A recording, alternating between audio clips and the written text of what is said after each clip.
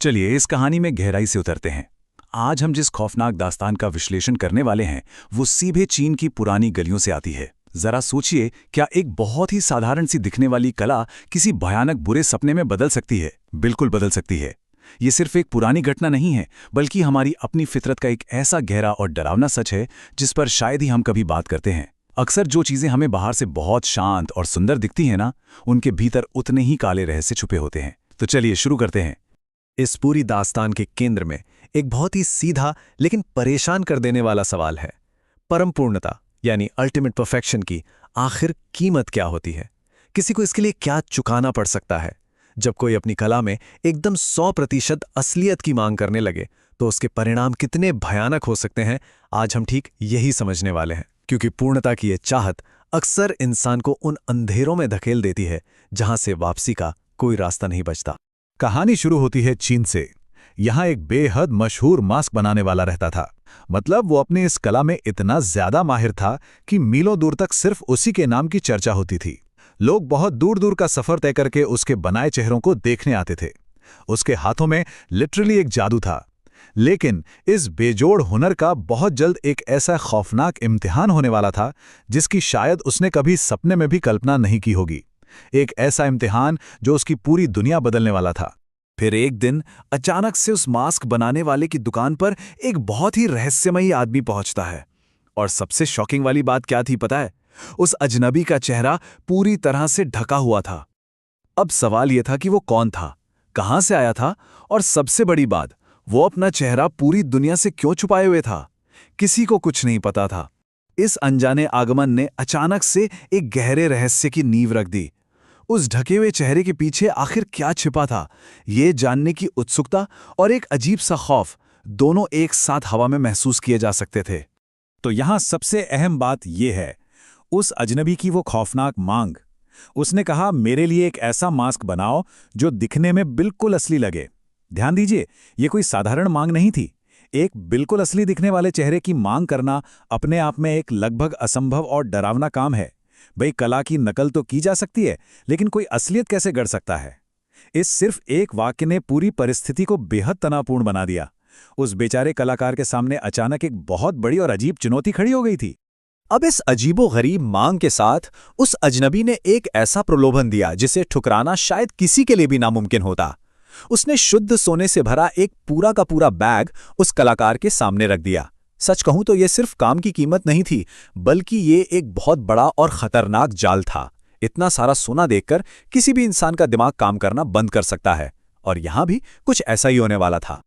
और ठीक यहीं पर लालच ने अपना असली खेल शुरू किया। लालच यानी एक ऐसी स्वार्थी इच्छा जो इंसान को आने वाले खतरे के प्रति पूरी तरह से अंधा कर देती है। उस मशहूर कलाकार के साथ भी बिल्कुल यही हुआ।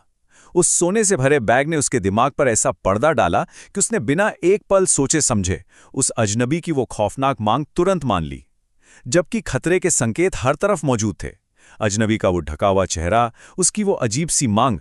लेकिन भारी दौलत के लालच ने उस कलाकार की सोचने समझने की शक्ति को पूरी तरह से सुन्न कर दिया था। इस असंभव से दिखने वाले काम को पूरा करने के लिए एक बेहद सख्त समय सीमा तय की गई, सिर्फ 7 दिन। इस छोटी सी मोहलत ने पूरी स्थिति को और भी ज्यादा दमघोटू बना दिया। जरा सोचिए, एक बिल्कुल असली दिखने वाला मास्क, और वो भी सिर्फ 7 दिनों में तैयार करना है। ये डेडलाइन किसी भारी पत्थर की तरह उस कलाकार के सीने पर रख दी गई थी। अब जैसे जैसे दिन गुजर रहे थे, हर पल एक नई घबराहट लेकर आ रहा था। पूरे 6 दिन तक उस कलाकार ने लगातार बिना रुके, बिना थके अपनी कोशिशें की। उसने अपना सारा हुनर, सारा तजुर्बा और अपनी पूरी की पूरी ताकत उस एक मास्क को बनाने में झोंक दी। लेकिन नतीजा क्या निकला? कुछ नहीं। वो एक भी ऐसा मुखौटा नहीं बना पा रहा था जो एकदम असली इंसान के चेहरे जैसा लगे। वे 6 दिन हताशा, भारी तनाव और एक अजीब से खौफ से भरे हुए थे। उसकी हर नई कोशिश विफलता में बदल रही थी, और वो सोने से भरा बैग जो पहले एक इनाम लग रहा था, अब एक भारी अभिशाप जैसा महसूस होने लगा था।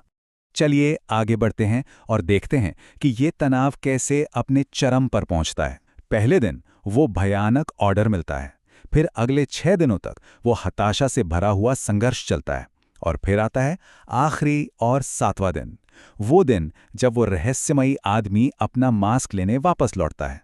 समय पूरी तरह से खत्म हो चुका था, और एक खौफनाक अंजाम बहुत तेजी से करीब आ रहा था। घड़ियों की टिक-टिक जैसे उस बेचारे कलाकार के दिल की धड़कन के साथ रेस लगा रही थी। 7वें दिन की वो खौफनाक समय सीमा खत्म होते ही अजनबी वापस आ गया। कलाकार ने पिछले 6 दिनों की अपनी सारी मेहनत और हताशा के बाद जो कुछ भी बनाया था, वो मुखौटा अपने कांपते हाथों से उस अजनबी के सामने रख दिया। उस वक्त हवा में एक अजीब सा डर साफ महसूस हो रहा था। पूरे कमरे में एकदम सन्नाटा पसरा हुआ था।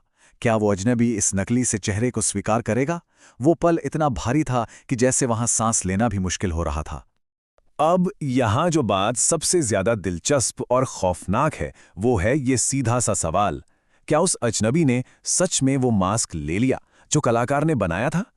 ठीक इसी जगह से ये पूरी कहानी एक ऐसा अप्रत्याशित और खौफनाक मोड़ लेती है जो किसी की भी रूह कंपा दे। ये बिल्कुल वो पल है जहां कला, लालच और खौफ की सारी सीमाएं एक झटके में टूट जाती हैं। वो रहस्यमयी आदमी वहां से एक मास्क लेकर चला गया, लेकिन उसने वो मास्क बिल्कुल नहीं लिया जो उस कलाकार ने उसे बनाकर दिया था। अब सोचिए, अगर उसने बनाया हुआ मास्क नहीं लिया और उसे एक बिल्कुल असली मास्क चाहिए ही था, तो फिर उसने क्या लिया? इस घटना का खौफनाक संकेत यही है कि वो अजनबी जाते जाते खुद उस मास्क बनाने वाले का असली चेहरा ही ले गया, एक असली चेहरा जो हमेशा के लिए छिन गया। अंत में इस विश्लेषण को खत्म करते हुए ये खौफनाक दास्तान हमें एक बहुत गहरे सवाल के साथ छोड़ जाती है। आखिर असली राक्षस था कौन? वो बिना चेहरे वाला अजनबी जो एक क्रूर इरादे के साथ वहां आया था, या फिर वो अंधा लालच जिसने खुद उस खतरे का दरवाजा खोलकर उसे अंदर आने का न्योता दिया? सच तो यह है कि लालच की कीमत कभी-कभी हमारी सोच से भी कहीं ज्यादा भयानक हो सकती है। इंसान की अपनी कमजोरियां ही अक्सर उसके विनाश का सबसे बड़ा कारण बनती हैं। इस कहानी का ये खौफ हमें हमेशा इस बात की याद दिलाता रहेगा कि कुछ प्रलोभनों की कीमत सच में हमारा अपना वजूद हो सकती है।